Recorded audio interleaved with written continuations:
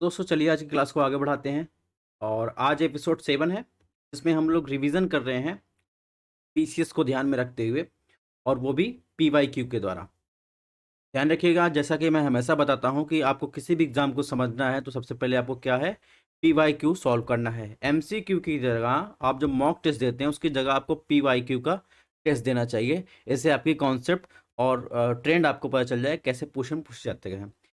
हालाँकि बात करें तो इसके अलावा भी हमारी बहुत सारी क्लासेस चल रही हैं, जैसे इसमें आप भारत और विश्व का भूगोल पढ़ रहे हैं, एनवायरनमेंट की क्लास चल रही है, हिस्ट्री की क्लास चल रही है, उसको भी आप देख सकते हैं। और इसकी पीडीएफ आपको हमारे टेलीग्राम चैनल, व्हाट्सएप पेज पे मिलेगी, स्कैन करके ज्वाइन कर सकते हैं।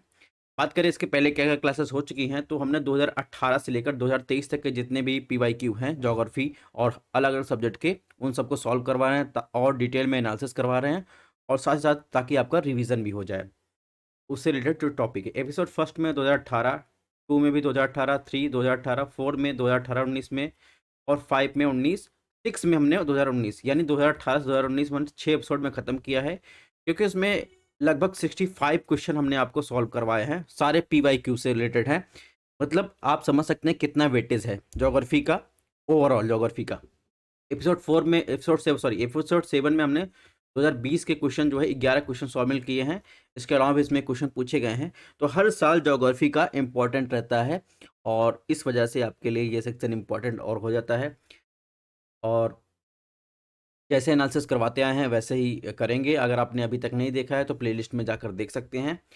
चलिए पहले क्वेश्चन की शुरुआत करते हैं। 2020 में पूछे गए ज्योग्राफी सेक्शन से इसमें पूछा गया है, तो ये इस सेंसस से रिलेटेड क्वेश्चन है और आप इसको यूपीएसएल में भी रख सकते हैं। तो इसमें भारत की जनगणना के अनुसार किस वर्ष यूपी के कानपुर और लखनऊ शहर 10 लाख शहर बन गए। ठीक है, यानी 10 लाख ही शहर। तो आप ध्यान रखिएगा, यहाँ पर इंग्लिश और हिंदी दोनों दिया गया है, आपको जिसमें कंफर्टेबल हो उसमें आप देख सकते हैं। एनालिसिस आपको हिंदी लैंग्वेज में करवाई जाएगी। ऑप्शन एक क्रमशः 1951, 61 में, 61, 71, 71, 81, 81, 91। ठीक है, तो आपको बताना है कि किस भारत की जनगणना के अनुसार किस वर्ष जो कानपुर और लखनऊ क्रमशः इसमें पूछा है, यानी अलग अलग टाइम में बने होंगे, क्रमशः इसमें पूछा है। ठीक है, तो अलग अलग टाइम में बने होंगे कि 10 लाख शहर बन गए। तो आप देखेंगे जो सेंसस हुआ था 2011 की जनगणना के अनुसार, उसमें देखेंगे तो 1971 में जो है कानपुर, सॉरी, अकॉर्डिंग टू उसके देखें 1971 में 10 लाख जनसंख्या कानपुर, 1981 में आप देखेंगे लखनऊ जो है 10 लाख की जनसंख्या में आ गए थे। ठीक है, ये 1971 की जनगणना के अकॉर्डिंग बता रहा है। ठीक है, यानी 1971 की जनगणना के आंकड़े के अनुसार देखेंगे कानपुर उत्तर प्रदेश में मिलियन सिटी बन गया था। 1981 में आप देखेंगे तो लखनऊ उत्तर प्रदेश का मिलियन सिटी बन गया था। अगर वहीं दोस्तों 2011 की जनगणना के अनुसार उत्तर प्रदेश के संदर्भ में कुछ स्पेसिफिक बातें करें, जिसमें आप देखेंगे उत्तर प्रदेश भारत का सबसे अधिक आबादी वाला राज्य हो गया। ठीक है, दूसरा आप देखेंगे और उत्तर प्रदेश की साक्षरता दर कितनी है, 70.39% है। अगर सेक्स रेशियो पूछा जाए तो आप देखेंगे उत्तर प्रदेश में 912 महिलाओं पर 1000 पुरुष हैं। जनसंख्या के दृष्टि से आप देखेंगे तो सबसे बड़ा जिला देखेंगे इलाहाबाद, यानी वर्तमान प्रयागराज है। क्षेत्रफल के दृष्टि से सबसे बड़ा जिला लखीमपुर खीरी है, यानी एरिया वाइज। जौनपुर देखेंगे तो सबसे अधिक जो है सेक्स रेशियो वाला जो है जिला है, जिसमें आप देखेंगे 1000 पुरुषों पर 1024 महिलाएं हैं। भारत की पहली जनसंख्या गणना जो है 1872 में की गई है और वहीं भारत की पहली तुल्यकालिक जनगणना 1881 में की गई है। अब तक 15 बार जो है जनगणना आयोजित की जा चुकी है। तो ये रहा कुछ शॉर्ट रिवीजन, जिससे आप हो सकता है इससे आगे वाले आने वाले एग्जाम में कुछ क्वेश्चन बन जाए। नेक्स्ट क्वेश्चन की बात करें, नेक्स्ट क्वेश्चन में क्या पूछा गया है, ये भी 2020 में ही पूछा गया है। ध्यान रखिएगा, अभी जो क्वेश्चन सॉल्व करवा रहे हैं सारे 2020 के ही हैं। जैसे पूछा, निम्नलिखित में कौन सी जनजाति भारत के अंडमान निकोबार द्वीप समूह की मूल निवासी नहीं है। यहाँ पर अंडरलाइन कर लीजिएगा, नहीं है। ऑप्शन एक हल्चू, बी रेगमा, सी ओंग, डी सोमपेन। तो आपने सोमपेन का नाम सुना होगा, अंडमान निकोबार, ओंग, हल्चू का नाम, लेकिन रेगमा की जहाँ तक बात कर रहे हैं तो ये नागालैंड की ट्राइब है। ठीक है, ये अंडमान निकोबार, अंडमान की ट्राइब और निकोबार दोनों में से किसी की ट्राइब नहीं है, तो ये देखेंगे तो ये नागालैंड की ट्राइब है। ठीक है, तो इसमें ऑप्शन बी सही हो जाएगा। अब इसका डिटेल एनालिसिस कर लेते हैं, हो सकता है इससे क्वेश्चन पूछे जाएँ, क्योंकि आप देखेंगे तो नागालैंड की बात करें तो रगमा जनजाति जो है नागालैंड के मूल निवासी है। ठीक है, और इसके अलावा देखेंगे तो अगर इनकी विशेषता की बात करें तो रेगमा ट्राइब देखेंगे तो गले और कानों में बड़े-बड़े जो है दिखेंगे छल्ले पहनती हैं। और नागालैंड की प्रमुख अन्य जनजातियों की बात करें जिसमें आंगमी, चौंगकेशी, चांग और इसके बाद देखेंगे खिमुनियांग, कुकी, कोन्या, कोम, पोचुरी, रेंगमा, ठीक है, सूमी, ये सब जो है अन्य जनजातियां हैं नागालैंड की। वहीं अंडमान निकोबार द्वीप समूह की बात करें 4 निग्रोटो जनजातियां जैसे ग्रेट अंडमानी, ओंग, जारवा, सेंट्रल के निवासी हैं। ये अंडमान की बात कर रहे हैं। निकोबार द्वीप समूह की बात करें तो 2 मंगोलाइट जनजातियां हैं जिसमें सोम्पेन और निकोबारी आती हैं। तो ये तो बात हो गई ट्राइब की, तो इससे क्वेश्चन पूछा गया है। ठीक है दोस्तों, नेक्स्ट क्वेश्चन की बात करें तो ये भी देखिए बहुत ही कॉन्सेप्चुअल क्वेश्चन है, इसको आपको ध्यान से देखना चाहिए। तो इसमें क्या पूछा है, निम्नलिखित में कौन सी नदी ट्रांस हिमालय से निकलती है? ऑप झेलम, गंगा, सतलज, रावी। तो अगर आपको सिंधु इंडस रिवर सिस्टम के आपने लोकेशन देखी होगी तो आप ये क्वेश्चन कर सकते हैं। ध्यान रखिएगा, ट्रांस हिमालय से 3 नदियां निकलती हैं। ट्रांस हिमालय से 3 नदियां निकलती है। सबसे पहले आपको ट्रांस हिमालय समझा दें। जो हमारा मुख्य हिमालय यानी ग्रेट हिमालय, जिसे दूसरा नाम देते हैं हिमाद्री हिमालय, ठीक है, यानी सारे ग्लेशियर इसी पे स्थित हैं, ठीक है। तो ये हमारा यहीं से हिमालय स्टार्ट होता है, इसे कहते हैं ग्रेट हिमालय या हिमाद्री हिमालय, ठीक है। ये उपनाम को भी आपको ध्यान रखना जरूरी है कि उपनाम से क्वेश्चन पूछे गए हैं। अगर बात करें ट्रांस हिमालय, ट्रांस का मतलब पहले बना हुआ, ठीक है, हिमालय की उत्पत्ति के पहले से बना हुआ क्षेत्र कहते हैं, जिसमें काराकोरम आएगा, लद्दाख आएगा, जांस्कर, तो ये सब ट्रांस हिमालय का भाग है, ठीक है। और इसके अलावा तिब्बत में भी आप देखेंगे तो ट्रांस हिमालय का फैलाव आपको देखने को मिल जाएगा। तो काराकोरम की हाईएस्ट पीक K2 है, ठीक है। अब हम आपको दिखाते हैं कौन कौन सी नदियां ट्रांस हिमालय से आती हैं। तो ट्रांस हिमालय में सबसे पहले आप देखेंगे तो इंडस रिवर सिस्टम होता है। दूसरा आप देखेंगे क्या होता है, इधर सतलज रिवर सिस्टम जो मानसरोवर लेक से निकलता है, ठीक है। जहाँ तक झेलम की बात है, झेलम आप देखेंगे वेरीनाग झील से निकलता है। और रावी की जहाँ तक बात है तो कुल्लू पहाड़ियों से हिमाचल प्रदेश से निकलता है। तो एक तो ये हो गए ट्रांस हिमालय से निकलने वाली इंडस, दूसरा आप देखेंगे तो सतलज हो जाएगा। तीसरी नदी की बात करें तो 3 नदियां हैं भारत में जो बहती हैं। ये दूसरी तीसरी नदी क्या है, ब्रह्मपुत्र, जिसे तिब्बत में क्या कहते हैं, टी सांगपो कहते हैं, ठीक है। तो ये 3 नदियां हैं जो ट्रांस हिमालय से निकलती हैं। तो इसमें 3 नदियों में से आप देखेंगे सतलज का इसमें लोकेशन दिया गया है, तो सतलज आपको यहाँ पर लगा देना है, ठीक है। अन्य नदियों की बात करें तो जैसे आप देखेंगे श्योक हो गया, श्योक सियाचिन ग्लेशियर से निकलता है, ये सिंध की सहायक है, ठीक है। जांस्कर भी सिंध की सहायक है। और अन्य नदियों में इसमें आपको बात करें तो ये सिंधु की जो है और अन्य ट्रिब्यूटरी है, जिसमें आपको ध्यान रखना है। और इसके अलावा देखेंगे तो इसमें चेमयांगडुंग ग्लेशियर से ब्रह्मपुत्र निकलती है। ब्रह्मपुत्र की सहायक नदी आपको ध्यान रखना है, दिबांग, लोहित, सुबनश्री, मानस। तीस्ता देखेंगे तो सिक्किम से निकलती है, ठीक है। और इधर देखेंगे धनश्री और इधर मेघना। ध्यान रखिएगा, बराक रिवर सिस्टम आपको ध्यान रखना है। बराक रिवर बहुत ज़्यादा क्वेश्चन पूछा जाता है। बराक रिवर जो होता है मणिपुर से निकलता है, ठीक है। कुछ माउंटेन पीक के देख लेते हैं। पीसेस में पूछा गया है कि निम्नलिखित में कौन सा जो है भारत में स्थित नहीं है। तो ध्यान रखिएगा, ये जो सारे माउंटेन हैं जो नेपाल में स्थित है, इसको आपको ध्यान होना चाहिए, ये भारत में स्थित नहीं है। लेकिन वहीं आपसे कंचनजंगा पूछा जाए तो कंचनजंगा भारत के प्रशासनिक क्षेत्र में रहता है, सिक्किम और नेपाल की सीमा पर स्थित है, लेकिन इसका रख रखाव यानी देख रेख भारत के अंतर्गत आता है। भारत की सबसे हाईएस्ट पीक है कंचनजंगा, ये आपको ध्यान रखना है। और वहीं आपको ध्यान रखना है कि नंदा देवी पूछा जाए या नामचा बरवा पूछा जाए या नंगा पर्वत पूछा जाए, ये सारे कहाँ हैं, ये भारत में स्थित हैं, ये भी आपको ध्यान रखना है। और वहीं अन्य नदियों की बात करें तो अन्य नदियों में आप देखेंगे तो ये भी आप यहाँ पर river system, Ganga river system देख दिया है। इसको वीडियो पॉज करके आपको रिवीजन कर लेना है, क्योंकि इसके पहले वाले लेक्चर में हमने आपको रिवीजन करवाया है। तो बार बार एक ही चीज़ें आपको रिवीजन नहीं करवाएंगे, ठीक है। यहाँ पर देखेंगे पंचप्रयाग के बारे में हम पिछले अपने 6 एपिसोड में बार बार बता चुके हैं। तो वीडियो पॉज करके आप जो है पंचप्रयाग के बारे में यहाँ से देख सकते हैं कि पंचप्रयाग कैसे बनते हैं, ठीक है। नेक्स्ट क्वेश्चन की बात करें, क्वेश्चन नंबर 4 क्या पूछा है, निम्नलिखित में कौन सा सही सुमेलित नहीं है। यहाँ पर अंडरलाइन कीजिएगा, सही नहीं सुमेलित है। यहाँ पर ट्राई दिया गया है, उसके स्थान दिए गए हैं। ऑप्शन 1 अगमिस नागालैंड, बिरहोर झारखंड, खस अरुणाचल प्रदेश, टोडास तमिलनाडु। तो आपको बताना है कौन सा सुमेलित नहीं है, ठीक है। आगमी अभी मैंने बताया एक एनालिसिस किया, देखिए उसमें फिर से क्वेश्चन पूछा गया है। नागालैंड से उस बार 2 क्वेश्चन आए थे, नागालैंड ट्राइब से। देखिए आगमी जो हो जाएगा ये नागालैंड का है, बिरहोर झारखंड का है, टोटस तमिलनाडु का है। वहीं खस ट्राइब की बात करें, खस ट्राइब आपको देखेंगे तो ये आपको कहाँ मिलेगा, ये नेपाल, कुमायूं और हिमाचल प्रदेश के क्षेत्र में मिलेगा। तो इसमें ऑप्शन सी सही नहीं है, यानी खस ट्राइब अरुणाचल प्रदेश सुमेलित नहीं है। बल्कि आप देखेंगे नेपाल, कुमायूं और हिमाचल प्रदेश के आसपास आपको खस ट्राइब मिलेगी।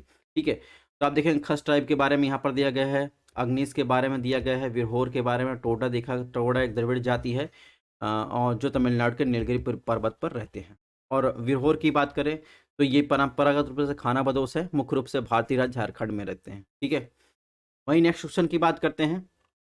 ये भी क्वेश्चन कई सारे एग्जामों में रिपीट हुए हैं और वहीं 2020 में पीसीएस में भी क्वेश्चन पूछे गए हैं। क्वेश्चन नंबर 5 में यहाँ पर लेख दिया गया है, स्थान दिया गया है, साला झील, बड़खल झील, लोकटक झील और कालीबेली झील।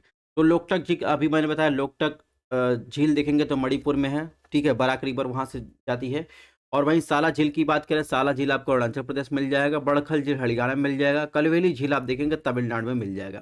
ठीक है, तो इस प्रकार इसमें देखेंगे, इसमें 1 2 3 4 सम्मिलित है। ठीक है, तो इस तरीके से आप देख रहे हैं स्ट्रेट क्वेश्चन भी पूछे जाते हैं। तो ये ऐसी चीजें आपको ध्यान रखनी है, क्योंकि कुछ नाम जैसे कलवेली झील बार बार पूछा गया है, लोकटक झील बार बार पूछा गया है, तो ये दोनों झील तो पूछे गए हैं। जो चीजें पूछी गई हैं वो आपको ध्यान रहे, ताकि आप जो है एलिमिनेशन मेथड से या तुक्का लगा कर भी सही कर सकते हैं। आप सॉल्व किए रहेंगे तभी तो आपको ध्यान में रहेगा। क्वेश्चन नंबर 6 की बात करते हैं दोस्तों। क्वेश्चन नंबर 6 में देखिए, ध्यान से पूछिएगा, इसमें कथन और कारण दिया गया है, आपको सही उत्तर बताना है। ए बी सी डी में आपको सही उत्तर बताना है। इसमें पूछा है, अहमदाबाद भारत में सूती कपड़ा उद्योग का सबसे बड़ा केंद्र है। यहाँ पर अंडरलाइन कीजिएगा, सबसे बड़ा केंद्र है अहमदाबाद। कारण बताया गया, अहमदाबाद भारत के प्रमुख कपास उत्पादक क्षेत्र में स्थित है, इसलिए इसमें कच्चे माल की कोई समस्या नहीं है। ठीक है, ये बात तो सही है कि अहमदाबाद भारत के मुख्य कपास उत्पादक क्षेत्र में, इसलिए यहाँ पर कच्चे माल कोई समस्या नहीं है। लेकिन अगर सूती कपड़ा उद्योग की बात की, सबसे बड़े केंद्र की बात किया जाए, तो आपको हमेशा ध्यान रखना है, क्या है, मुंबई। ठीक है, तो इसमें कथन जो है ए गलत है, लेकिन आर सही है, इसमें ये ऑप्शन ई सही हो जाएगा। ठीक है, तो यहाँ पर देखिए एक्सप्लेनेशन दिया गया है, गुजरात, महाराष्ट्र, तमिलनाडु राज्य में कपास उत्पादन होता है, मुंबई सूती कपड़ा उद्योग का सबसे बड़ा है। ठीक है, अहमदाबाद प्रमुख सूती उत्पादक क्षेत्र में स्थित है, लेकिन आप देखेंगे अहमदाबाद के पास कोई कच्चे माल की, रॉ मटेरियल की उपलब्धता की कमी नहीं, ये बात भी सही है। भारत दुनिया का सबसे बड़ा कपास, दूसरा सबसे बड़ा उत्पादक देश है। ठीक है, और देखेंगे तो काली मिट्टी में इसका उत्पादन किया जाता है। इसके लिए आप देखें क्लाइमेटिक कंडीशन की बात करें दोस्तों, तो उच्च तापमान चाहिए, हल्की वर्षा चाहिए, 210 दिन पाला रहित दिन और तेज धूप की आवश्यकता होती है।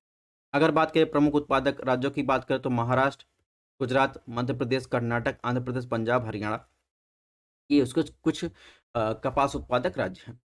नेक्स्ट क्वेश्चन की बात करें, अब यहाँ से ध्यान दीजिएगा, अभी मैंने बताया था कि ग्रेट हिमालय का उपनाम क्या है, हिमाद्री हिमालय। यहाँ पर देखिए क्या लिखा है, निम्नलिखित में कौन सी भारत की सबसे युवा यानी यंग फोल्ड, कह सकते हैं यंग माउंटेन श्रृंखला है, हिमाद्री हिमालय, यानी जिसे क्या कहते हैं, ग्रेट हिमालय कहते हैं। तो सारे ग्रेट ग्लेशियर स्थित है, अरावली रेंज, पश्चिमी घाट, विंध्य रेंज। ठीक है, अरावली रेंज देखेंगे तो बहुत ज़्यादा जो है इरोड हो चुका है, ओल्ड एक हिमालय सॉरी ओल्ड जो है माउंटेन रेंज है। ठीक है, वहीं विंध्य रेंज भी देखेंगे तो ये भी एक ओल्ड रेंज में आता है। और सबसे नवीन संरचना की बात करें तो हिमालय जो है अभी नवीन जो है फोल्ड माउंटेन है, यंग फोल्ड माउंटेन है, जिसकी ऊंचाई अभी भी लगातार जो है बढ़ रही है। ठीक है, इसीलिए इसे क्या कहते हैं, यंग फोल्ड माउंटेन या नवीन जो है वलित पर्वत कहते हैं। इसमें ऑप्शन ए जो हो जाएगा सही हो जाएगा।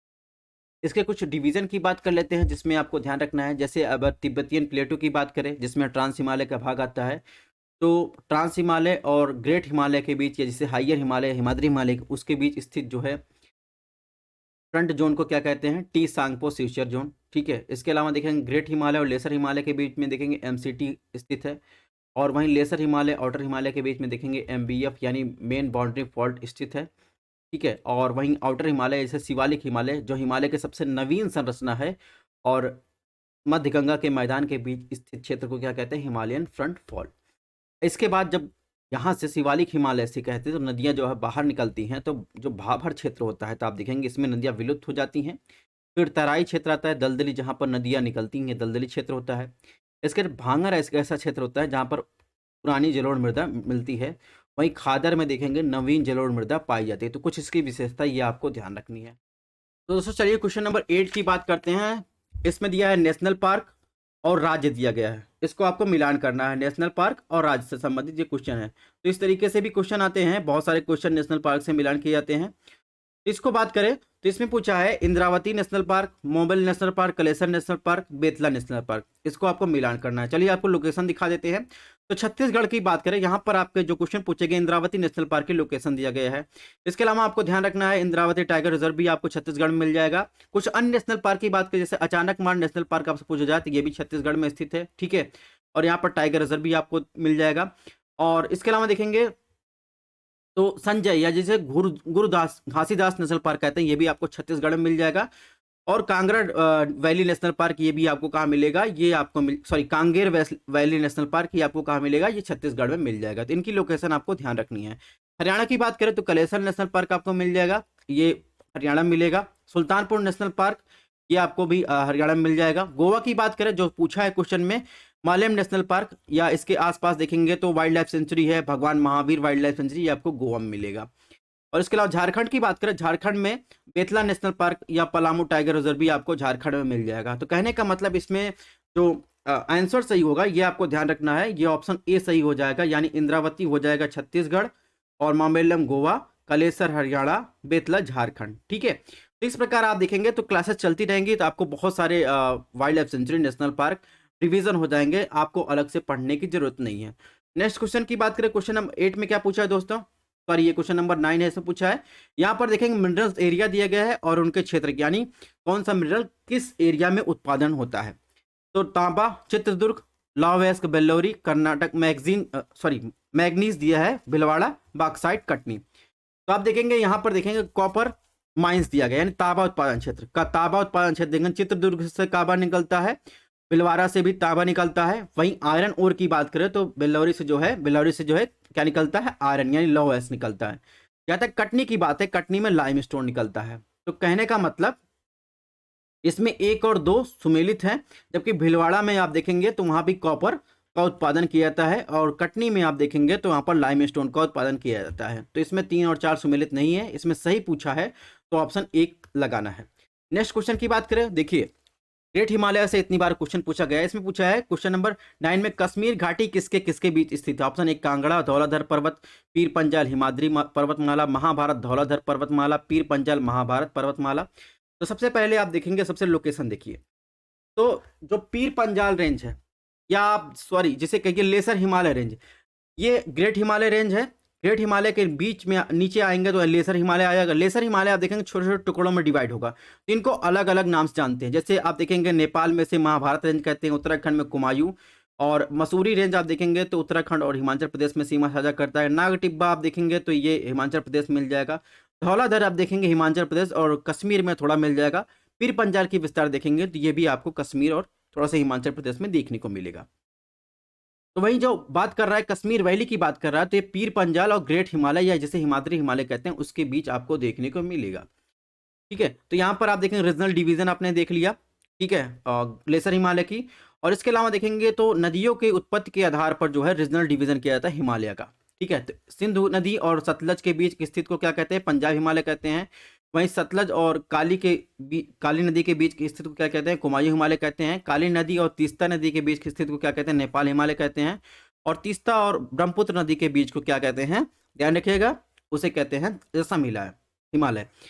कुछ चीजें और आपको ध्यान रखनी है दोस्तों, जैसे आपसे पूछा जाए कौन कौन सी नदी भारत में सिंटेक्सियल बैंड से होकर बहती है, ठीक है। तो आपको ध्यान रखना है एक तो हो जाएगी, क्या हो जाएगी, सिंधु नदी। दूसरा आप देखेंगे ब्रह्मपुत्र नदी, जो सिंटेक्सियल बैंड यानी जहाँ से हिमालय फोल्ड हुआ है, बैंड हुआ है, वहां से होकर बहती है। तो 2 नदियों का आपको ध्यान रखना है। ये क्वेश्चन पिछली बार पूछे गया है, इसलिए हम आपको बता रहे हैं। इसने पूछा है यमुना नदी निम्नलिखित सहायक नदियों के पर विचार करें, उन्हें पश्चिम से पूर्व की ओर व्यवस्थित करें। बेतवा, केन, सिंध, चंबल। सही उत्तर आपको चूज करना है ऑप्शन 1 बी सी डी में, ठीक है। तो सबसे पहले दोस्तों आपको यमुना की सहायक नदियां पता होनी चाहिए। यमुना की सहायक नदियों की बात करें तो यहाँ से ध्यान रखिएगा, यमुना की सहायक नदियों की बात करें तो बनास, चंबल, काली सिंध, पार्वती सिंध और बेतवा, धसान, केन, ठीक है। तो ये जो है सहायक नदियां हैं। तो सबसे लास्ट में सबसे पूर्व में आपको केन मिल जाएगा। तो आप देखेंगे, ध्यान से इसको देखेंगे तो सबसे पूर्व में केन है, यानी 2 नंबर पर सबसे पूर्व में आएगा। इसके पहले आएगा चंबल, फिर आप देखेंगे सबसे पश्चिम में चंबल, उसके बाद सिंध, फिर बेतवा, उसके बाद केन का, यानी ऑप्शन ए इसमें सही है। इसके अलावा देखेंगे चंबल नदी पर बहुत सारे बांध स्थित हैं, इनको आपको ध्यान रखना है। जैसे गांधी सागर बांध होगा, राणा प्रताप सागर बांध होगा, जवाहर सागर कोटा बैराज, केवलादेव राष्ट्रीय उद्यान, ये सब चंबल नदी पर स्थित हैं। तो ये चीज़ें आपको ध्यान रखनी है। मेजर ट्रिब्यूटरी यमुना की बात करें, टोंस, टोंस जो है यमुना नदी की सबसे लंबी सहायक नदी है, ठीक है। और हिमालय राज्य उत्तरांचल यानी उत्तराखंड से पश्चिमी भाग गढ़वाल हिमालय से होकर बहती है। इसके अलावा गिरी, हिंडन, चंबल की बात करें तो यह जो है उत्खाद भूमि यानी बेडलैंड का निर्माण करती है। बनास, काली सिंध, पार्वती, ठीक है। इसके अलावा सिंध, बेतवा, बेतवा की सहायक धसान है, और केन, ये सब जो है यमुना की सहायक नदियां हैं, ठीक है।